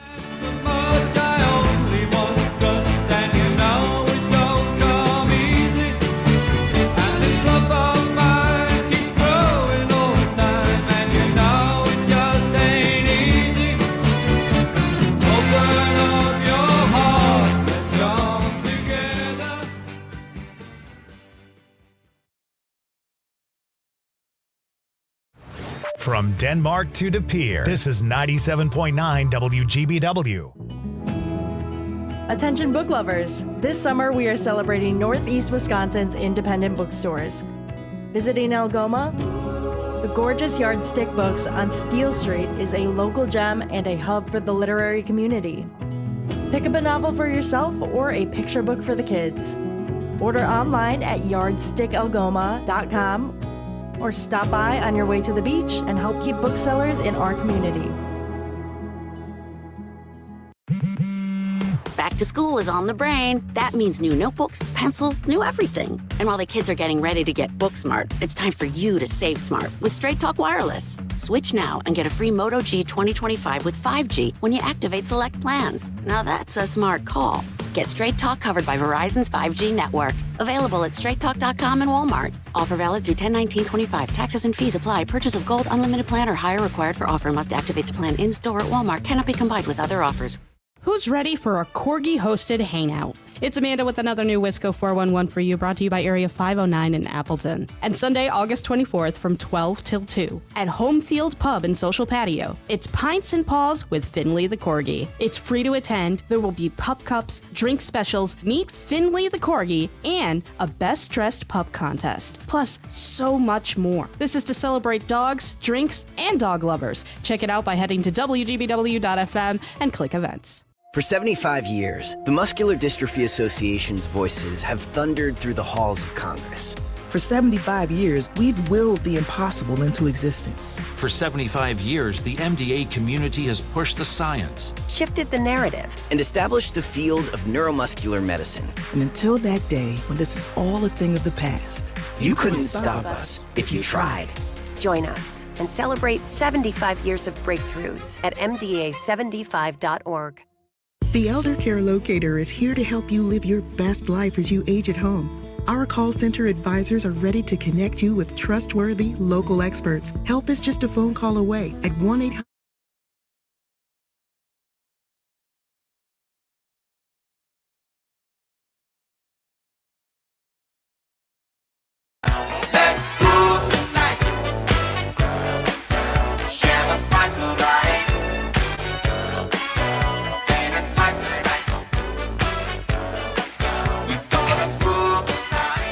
Dancing there. Welcome back, folks. This is Nightlight with Pete Schwaba. I have a comedy buddy who I'm sure my next guest knows, Mike Toomey. One of his pet peeves is when someone will just start dancing next to him. Like they're having a conversation, a song will come on, and someone will just start dancing. And I love that about Mike. He's got these quirks, and I kind of get it. Have you ever just started dancing around someone, Conrad? I think so, yeah. Okay. Our question of the night, folks, is what is your least favorite professional sport? I say golf. Conrad says professional water polo. Ha ha. Mike Desitel on social media says, is soccer a sport? If so, soccer. Yes, Mike, soccer is a sport. The most popular sport in the world, so I think it counts. Mike Mercury, Wisconsin comedian, one of our faves here as well, says professional, quotes, wrestling. And he was called a joker by Mike Desitel. So there you go. And then Richard Vargas says golf. I would say golf is winning, even though it's got some fans here tonight. I'm a huge fan. I know you are. All right. It's my pleasure, folks, to welcome my next guest. He's one of our favorites, and he's just a really good all-around guy and a darn good son, and we'll get into that, too. Mr. Rob Brackenridge joins us here over the stream. Hey, buddy. Hey, where's my picture? Your picture? Am I here? Yeah, you're here. You can't see Am I just a floating voice? We can see you. You can't see yourself? No. I know what I look like, though, so it doesn't matter. I just want to make sure I'm in the frame. You know? No, you're good. Your handsome mug is gracing our airwaves, and it's great to have you here. Yeah, you're only saying that because it's true. Exactly. How are you tonight, buddy? Good. I wish I could be there with you. Well, you would have had to drive through a monsoon, Rob. I don't know if you had a weather app, and that's why you couldn't make it in. Regardless, it doesn't matter. It's just great to have you here either way, though. Yes, so it wasn't weather. I had to actually take my mom to the hospital, but everything's good. Everything's fine. Good. Well, I'm glad to hear that. Yeah, she had trouble breathing, and then I called. I called 911. I'd never been in one of these situations, so I was like panicking, and they ended up having to calm me down. And how old is your mom again? 94. Wow. All right. So we have a clip of, I'm not going to play it right away. I want to ease into this because it's very funny, and you never open with a showstopper. But Rob does great videos with his mom on TikTok, and we'll talk about Rob's mom in a little bit. Glad she's okay, though, and glad you're here tonight, Rob. Do you have a professional sport that is your least favorite? Well, I hate to say it because my mom is a feminist, and I can't watch women's basketball. Oh, okay.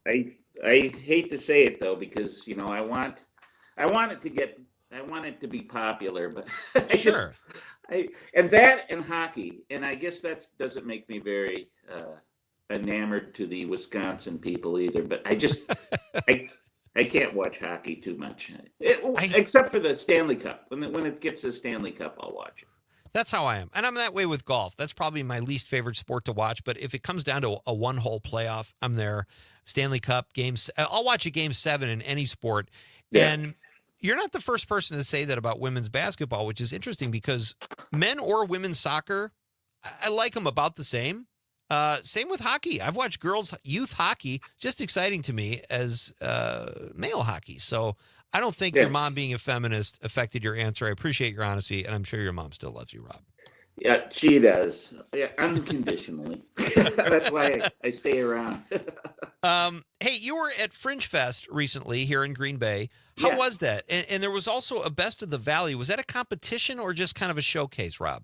It was pretty much a showcase. It was in the depot there in Green Bay. Okay. And it was fun. They had all kinds of different, with festivals, they have all like acting and they have music. They have all kinds of things. And I brought my mom down there and we saw this one woman show where she was talking about women's rights and stuff like that. So she loved that. And then I nipped over and it was a fun crowd, they're always fun, in Wisconsin. That's where I live. That's my wheelhouse. Let's do this. All right, because we're talking about Rob's mom. This is a very short clip. This is Rob, who incorporates his mother, he just mentioned is 94, on TikTok a lot. And your mom plays along. She's such a great sport, and she's funny. Yes. So this is a very short clip. It's about 12 seconds long, but this is Rob and his mom on TikTok. Mom and I, we've been together a long time. We've been around each other so long that we could finish each other's sandwiches. They're delicious. All right, first of all, I think the word sandwiches cracks me up. I don't know why, but the fact that I did not see that coming. That was great. And she was perfect timing. That was just perfect timing. Do you have to coach her at all or direct her, Rob? I'm assuming, I mean, even though she's sharp at 94, you probably have to kind of describe what you're going for in the beat, right? I do. I kind of describe it, but she's really got, I mean, she's not like your normal 94-year-old. She's got a great sense of humor, and she'll add her own little things to it. But I told her to say sandwiches on that one. She was right there. So great. And does she travel with you when you work clubs? Like, you're with her a lot. I know you're kind of her caretaker too, but what do you do when you go on the road? Well, I take her with me if I can, but she doesn't really, like a lot of the gigs I do, she doesn't really want to go do them. They're like in Wisconsin. I took her out to the Bahamas. She liked that. Nice. And if I do really fun gigs, I'll take her. But usually, and she's, like I said, not like your normal 94-year-old. So I don't really have to like take care of her constantly all the time, But. Right. Is she tired of your act, or does she encourage you to write new stuff? She does encourage me to. It's like I'll show her little clips that I put on TikTok, and she's like, yeah, I've heard it. Done it, that. So it does. It kind of helps me write new stuff. And I'm filming a new special October 21st in Sarasota, Florida. It's called Open Bar. Have you heard of Open Bar? I have not, but let's pick up there. We got to do the news. We're coming back. Okay. Rob, David Zucker's going to be on the show Monday night. Creator of Airplane, Naked Gun. Let me see what I can. You're a great actor. We should both be in his movies, don't you think? Yes, let's both. All right. We're going to hear about Rob's new special when we come back. This is Pete Schwaba and Nightlight. We're coming right back on the Civic Media Radio Network. We have found a way to talk around the problem. Building towers for side isn't anything.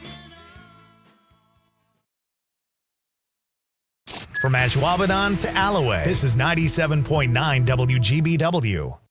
As Wisconsin is brats on the grill for a tailgate, this is the Civic Media Radio Network.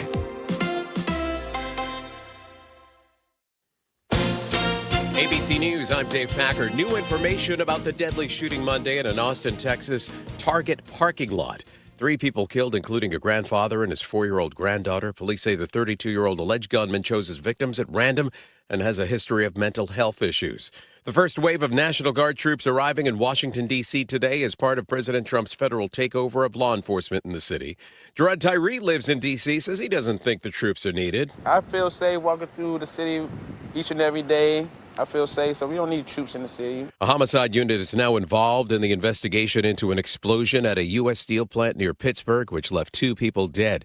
Union Pacific now reporting approximately 35 cars went off the tracks in a train derailment in Texas, west of Dallas. No injuries reported. Officials confirming to ABC News President Trump, Vice President Vance will have a virtual meeting tomorrow with Ukrainian President Zelensky ahead of Trump's meeting with Vladimir Putin Friday. This is ABC News. Jordan Love has surgery. Hi, I'm Mike Clemens with sports from training camp in Green Bay, where the Packers quarterback Jordan Love underwent surgery today to repair a damaged ligament in his left thumb, his non-throwing hand. It happened when he was sacked against the Jets Saturday night. Head coach Matt LaFleur. Obviously, he'll be out this week, and then I would put it highly unlikely that he plays for Seattle. As far as the practice is concerned, I can't tell you that at this moment. Baseball, it's the Brewers and Pirates tonight in Milwaukee. The Brewers have won 10 games in a row. Christian Yelich. The guys have done a really good job, been really focused, and we talk about it all the time as far as, what we need to do to win, what we like about what we did before, and what we need to continue to do going forward, what we get better at. And, that's like a constant dialogue in this clubhouse, and it's a really fun team to be a part of. And the guys have come a long way over the course of the year, just getting better and more experienced, and we can play the game and affect the outcomes. That's the Brewers' Christian Yelich with sports. I'm Mike Clemens. On your entertainment beat, I'm Pete Schwaba. A performance in one movie should not theoretically affect critical praise for a performance in another film. But show business is an imperfect science. In last week's Hollywood Beats, I mentioned Eddie Murphy's recent interview with Complex, where he... Hey, Rob, can you hear me? Yep. Did you fix the camera or no? You're on the on camera, but I'm getting a little static from your computer or if you're on your phone or whatever you're on. But should I switch over to the phone? Do you think? Yeah, I think that'll be better. I'll just mute your mic on stream so we can still see a picture, but we'll do it from audio. And I believe You me got see. the phone number I sent you, right? On the the phone number. Let's see, Conrad. Here it is. Yep, I'll Awesome. just call that right now, huh? Sounds good. Alrighty.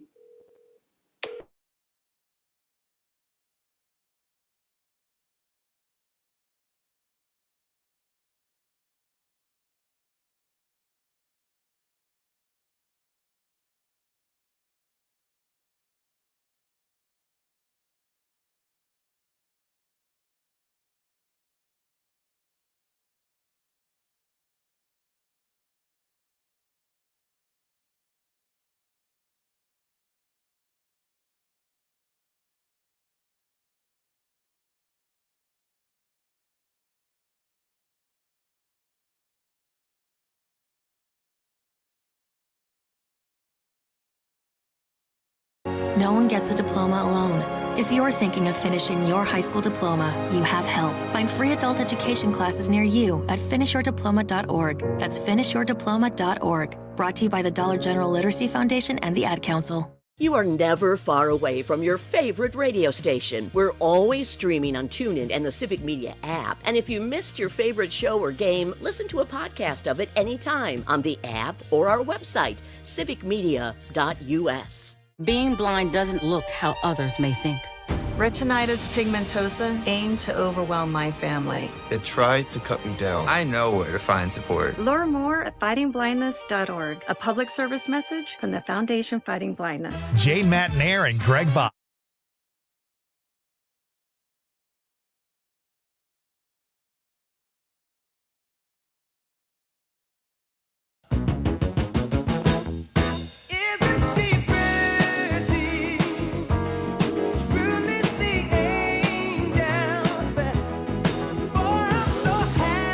Welcome back. This is Nightlight with Pete Schwaba. I'm Pete Schwaba. You've got the Civic Media Radio Network. It is great to have you with me on this beautiful Tuesday night in the state of Wisconsin. We are in Northeast Wisconsin, broadcasting live from downtown Green Bay, statewide. So wherever you're joining us from, we hope you're having an amazing night. Tomorrow night on the show, Tara Nyson will be here. We're going to barista it up in the studio. We're going to have coffee, drinks in the studio.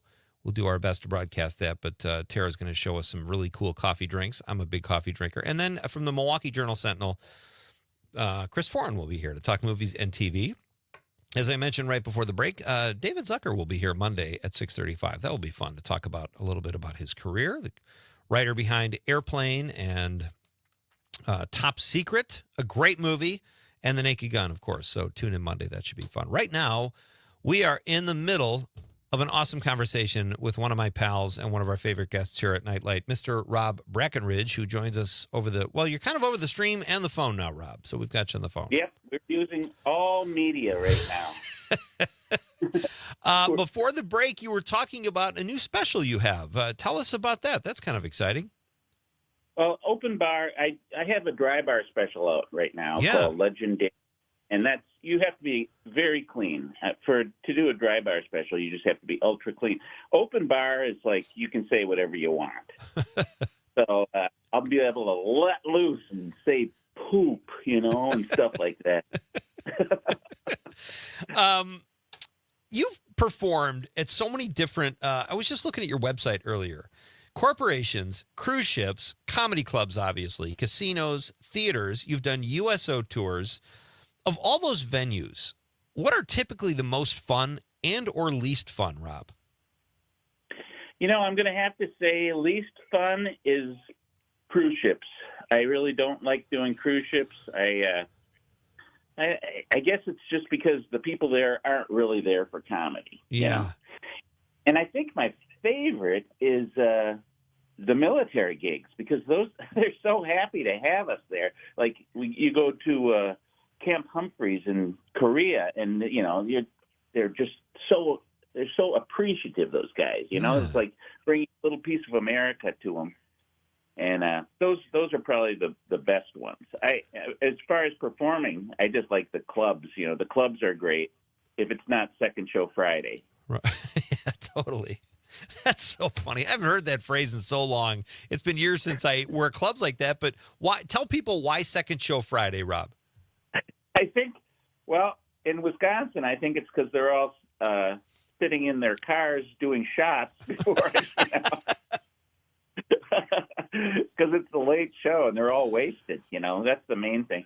And they're very tired because they've worked hard all week, and they think they're ready and they think they're wide awake, but they're not. I think people fall asleep. You talk about clubs. You're very animated. You make a lot of funny faces. You have great jokes, but you're also kind of an actor, too, on stage. When you work big rooms or, like, do a USO show, is your comedy affected by that, by making faces? Can people see you from if they're sitting way far away? Yeah, that's a good question because I'm used to audiences close up, which is why I developed such a rubber face kind of act. But when you're playing larger stadiums and things like that, and theaters, you can't really rely on that. So I tend to rely more on vocal stuff. But I can stop my face. It does all that weird stuff anyway. So whether they can see it or not. That's awesome. All right. Speaking of that, what's that? No, I was just going to say, speaking of that and how expressive you are, how seriously a lot of comics do stand up to sort of pursue acting. Did you ever try that? I noticed on your IMDb page, you have a film that you were in called The Last War Crime. So you have done some acting. How seriously did you pursue that? Well, I was a theater major at Lawrence University here. Okay. And I wanted to be an actor, and I still do. People go, "Oh, well, I guess that ship has sailed." But I'm only 65, and I went to college with Campbell Scott. Are you familiar with his work? I know that name. Yeah, he's an actor. His dad was George C. Scott and stuff. Oh yeah. He's a great actor, and he was just here giving the valedictorian speech for graduation at Lawrence. And he said, "What happened to you, Rob? You were such a good actor." And I'm like, "I still am. Put me in one of your movies." And tell Zimmerman the same thing.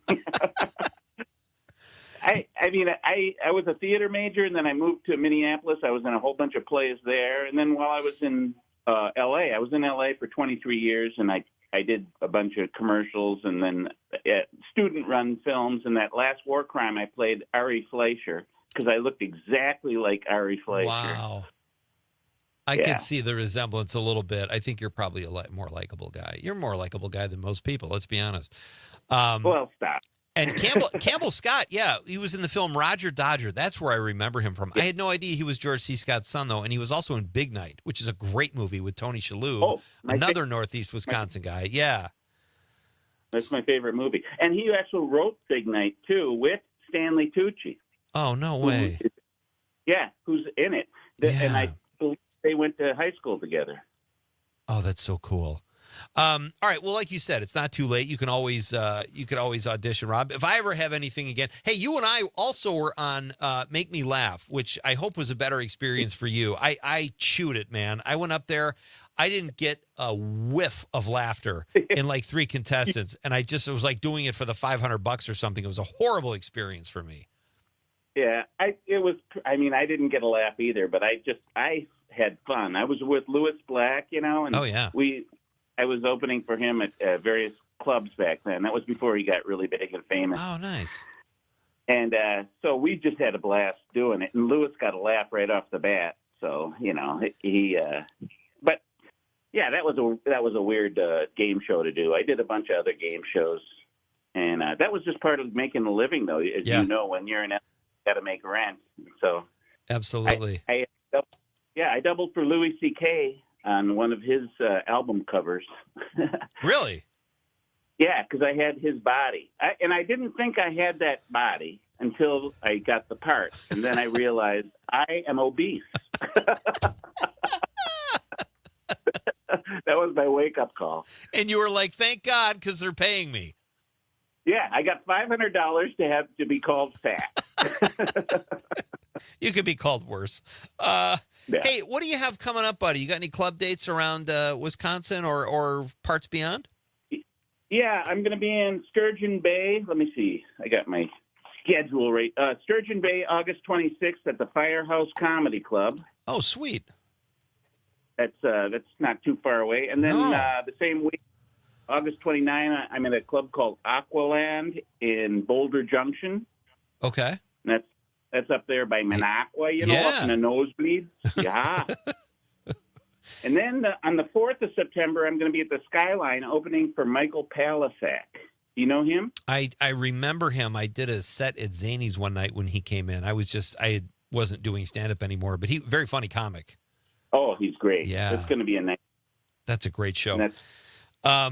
So, all right, my guest is the very funny Rob Brackenridge, who is a Northeast Wisconsin-based comedian. Check him out August 26th in Sturgeon Bay at the Firehouse. Is it just the Firehouse Comedy Club, right, Rob? Firehouse Comedy Club, yep. All right, or August 29th in Boulder Junction. Rob, you do a joke about smoking weed in your act, and that kind of took me back. I remember the comics that I worked with that would do jokes about weed, and when it was illegal everywhere. And someone told me I only do that so that people that have weed come up to me after the show and offer me some. Well, that happens regardless of you. If you do a bit about it or not, people come up and offer you weed usually. If you're silly, like with my humor, they offer me weed just because I think I'm on their brainwave, you know? Right. But I got busted for it here. I got busted at High Cliff, which is where I think it should be legal. Right? Right. High Cliff. I mean, we have a high school called Freedom High. Oh, come on. It's illegal there, too. But, you know, I was busted by a very bored DNR agent during the pandemic. Oh, so he gosh. had nothing to do, and he couldn't wait to use his handcuffs. And it was like getting busted by Barney Fight. He's like, ah, here, and you put your stop resisting. Now stop resisting. You know? And he got to use his handcuffs and all his neat, shiny stuff. Oh, my gosh. He put you in handcuffs over weed? Yep, over weed. They were very bored. And then took me to jail in Chilton. I was at the Chilton Hilton. Yeah, I did time.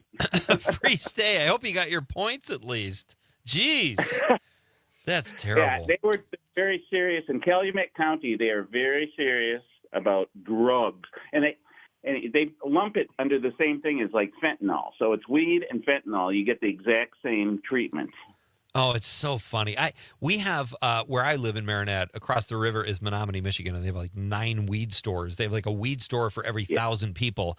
And so people are always running. It's funny now that where I live, people are like, hey, I'm coming through town. You want to get lunch? And I'm like, why is everybody coming through town all of a sudden? And now I know they're just trying to get weed. But a lot of the locals are upset. It's like, oh, this is terrible for our town. I'm like, you know what? There's like a bar on every block. I guess I don't see the difference, and weed causes a lot less violence or accidents or whatever. So I think they're misplaced anger. That's the Wisconsin attitude, you know. Yeah. Alcohol is legal, and you know what? A natural alternative to alcohol? No, you will get liver disease like the rest of us, Mister. You know, you will slur your words and alienate your family. Rob, who are your favorite comics in general, and then who are your favorite Wisconsin comedians? I would say my favorite all-time comic is George Carlin. Okay. And I mean, as far as old-timey guys, but modern ones, Brian Regan is pretty much my favorite. And the guys around here, Mike Merrifield can't be beat. You know, he's the best. He's the local guy he's working Vegas all the time, and he's just so natural on stage, you know? Yeah. I love watching guys it just looks like they could just say whatever they want, you know? Right. Which I guess that's the goal of everything, you know? Absolutely. We had a friend of yours on the show last night who was in the studio. Trevor Klumpner was on the show, and he mentioned your name. So. Yep, Trevor. He's a good guy. He actually works right over here at Lawrence University for his day job. Oh, is that right? But Yeah, he said about you the same thing you just said about Merrifield. He said, Rob Brackenridge, it doesn't get any better pound for pound. And I don't think he was making a joke about your weight like you did before. I think he was just saying how funny you are, you know. Rob, before we let you go, are you binge watching anything you could share? Any recommendations? I don't know if you've seen Tom Segura's thing called Bad Thoughts on Netflix. I you have seen that? not. No, I've heard it's great though, but I haven't seen it yet. It's fantastic, and I don't know how he comes up with that stuff. He's the guy. It's brilliant. But it's also very dirty. I couldn't. My mom, if she couldn't watch it, it's like really, really scarily dirty, and it just shows you what a kind of a brain he's got. You have to wait for your mom to go to bed though before you can watch it. That's awesome. Yeah. Hey, buddy, thank you so much as always. Good luck with the special. Let us know how it goes, and whenever you're in Green Bay, look us up. You're always welcome. All right, thanks. Bye, Conrad. It's good seeing you, Pete. You too, buddy. That's Rob Brackenridge. Check him out on social media. He's got a huge TikTok following, and check him out at the local clubs. We are coming right back to wrap this up. It's Nite Lite with Pete Schwaba.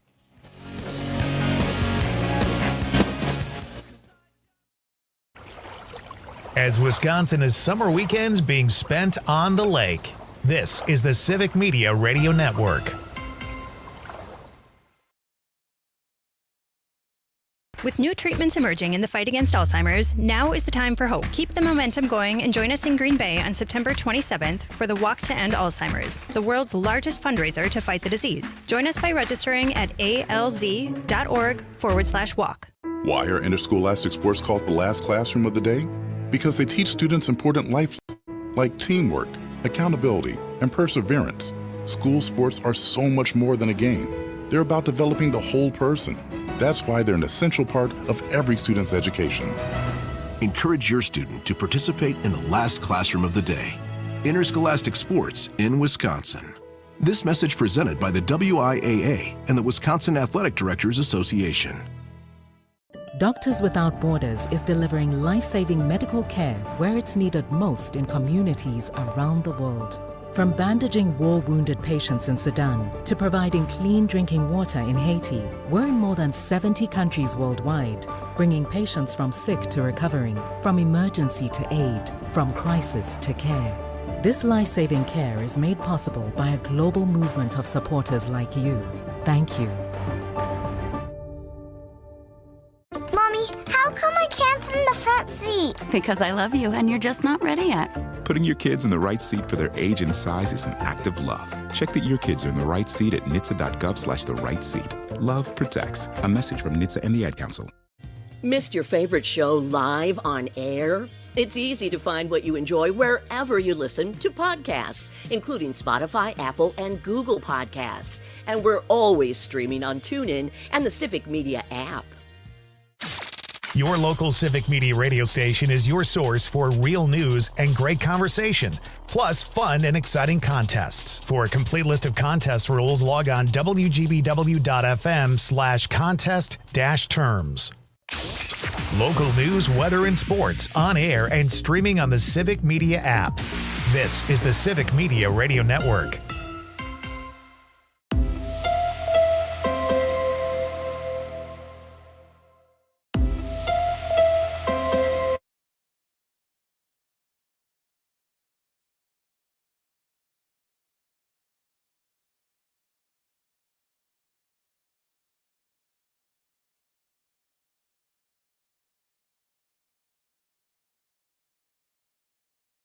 To help create a nation of lifesavers, turning bystanders into lifesavers through CPR education and access to AEDs.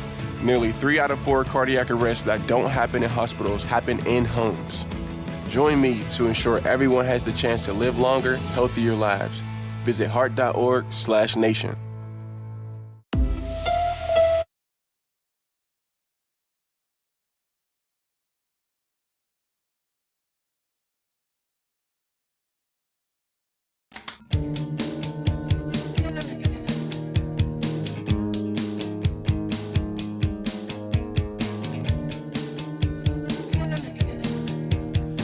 Welcome back.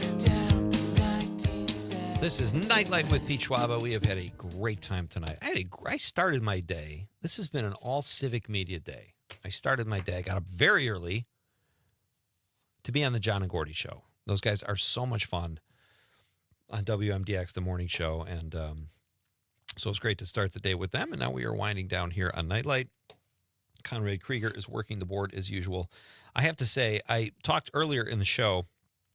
I took a walk, set my watch. I had about 20 minutes, so I took a 10-minute walk right before the show. I was going to walk for 5 minutes and come back for 5 minutes, so I'd be gone 10 minutes. Well, I got as far as I was going to go. Then came the rain. I was not crying. I got literally drenched. And the wind was like low-grade hurricane winds here in downtown Green Bay. So I got back to the studio, and I was soaking, so I took my socks off and my shoes. Conrad, I've been doing the show barefoot. Has that ever been done before on radio? Probably. You think so? Probably. Well, just lie about it, dude. Okay, it hasn't. So my point is, the worst thing about wearing wet socks? Yeah, it's not a comfortable feeling. Having to put wet socks back on. Yeah, that's because it's terrible. So that's it, though. It's been a good show. We had Dan Schaefer on talking about The Wire. That was a blast. I've been waiting for that. And then one of my favorite comedians, Rod Brackenridge. Thanks to both of those guys. Thank you for all your texts and calls throughout the course of the show. We've got a few texts here we've got to get through before we get out of here. Melissa from Willie Street in Madison, that's the 608. She says, NASCAR. She's responding to our question of the night, which is, what is your least favorite professional sport? Melissa says NASCAR. Anything racing, really. That reminds me. You and I think we should have a race, Conrad. One of these days before the show. What? Or our legs. Or let's record it. You got wheels? Why don't we use our seats that we're sitting in right now? That would be kind of cool. Yeah. And we go down the road, and we have had the diver film it. Oh, no, that would be risky. And we end up in the Fox River, and he would have to dive in to get us out. John Murray from the 608. This is Melissa's old man. He says, tennis, for God's sakes, the way they score the game, that is kind of weird. Until I know how to knit and have acquired noise-eliminating headphones and am being paid to attend or watch, no, I just can't. 4+ hours of hell. It's kind of a bit of an overstatement there, John, but okay. I mean, what's with 30 love, It is weird. Brian Regan does a great joke about that, about tennis scoring. Well, I'll have to find that for tomorrow, maybe. From the 920, Jim from Appleton says, tennis is the most boring sport I've ever watched. Wow, tennis is making a run at golf here at the end of the show. Coming down to the wire. John, again, from Madison says, fun to putz around and play tennis, but man, score it the official way, the endlessness of it all. I think he just doesn't like the scoring, and that's fixable. John says, miss old school CBS Wide World of Sports, the agony of defeat, skier wipeout, and the opening music, and then magic. Every sport in the world on display. So cool. The Timex commercials at every break. Awesome. Except for the tennis parts. All right, we get it, John. Thank you. That's a 3-text mini series there about John's hatred of tennis. Jack from Merrimack says, I agree. Least favorite sport is golf. It stole my Western climbing partner, for which I'll never forgive him. What do you make of that, Conrad? He says, with your permission, I'll add my favorite obscure sport, lacrosse. In my opinion, it combines the skill level of tennis with the sheer athleticism of soccer. Jack from Merrimack. Thank you, Jack. And Steady Eddie. But wait, what did he mean by that? It stole my Western climbing partner? For which I'll never forget. I just got into golf and wanted nothing to do with Jack. Sorry, Jack, I found golf. Take a hike. Steady Eddie says, how do I LOVE TV golf? Let me count the ways. 1, I can vicariously experience green grass, blue waters, and puffy summer clouds. I become that friendly alligator lounging in the warm sun. I experience all that from my lazy boy in the middle of a Wisconsin winter. Golf on TV gives me hope for spring. 2, I feel the emotions of the players. I can identify with the thrill of hitting a good wedge into the green or making a long putt. I can also identify with the agony of hearing my drive go kerplunk into the water hazard. Number 3, I can take a half-hour nap in my recliner during the broadcast and later wake up refreshed to the calming tones of Jim Nantz catching me up on the action. Nothing's better. Nothing's better than Jim Nantz? Nothing. Okay. Sounds like someone has a little man crush. Nothing wrong with that. Steady Eddie says, continues saying, I have more reasons of why I like golf on TV, Pete, but I know it's only a 2-hour show. Thank you for respecting that, Steady Eddie. He says, Conrad, postscript, not a big fan of hockey. Looks cold, hard, and painful. I would agree with that. Christine from Slinger getting in under the wire here. She says, motorsports, that's not really a sport. I'm with you, Christine. I don't love it, but I would disagree. I think there's some serious skill involved there, but your text is a winner nonetheless. Tom from New Berlin says, Pete, love go bareback on the socks to shoes. Thank you, Tom. I feel like I'm disclosing intimate details here. Yeah, just drive home without shoes or socks on. I could. Touch the pedals with your foot. Yeah, feel the pedal. Finally, wrapping up our texts for tonight, Bridget from the 818 says, football, something history will think it was barbaric. Hard to watch. Okay. Wow, we've had a lot of, that's a really good variety. Yeah, on this question tonight. We do have one more text on the stream that came in the wire, yeah. I don't see that. Why don't I see that? It's Sean Boyce said, Pete Schwaba as a golfer, I personally consider it a leisure activity, unless we want to start calling beer a performance enhancer. What is that? I know Sean. What the hell's he talking about? He's a funny guy. Thank you, everybody, for your texts and calls. Thank you to Dan Schaefer, and thank you to Rob Brackenridge, and thank you to the lovable producer, Conrad. On behalf of everybody in the city of Green Bay and the state of Wisconsin. Good night, Wisconsin.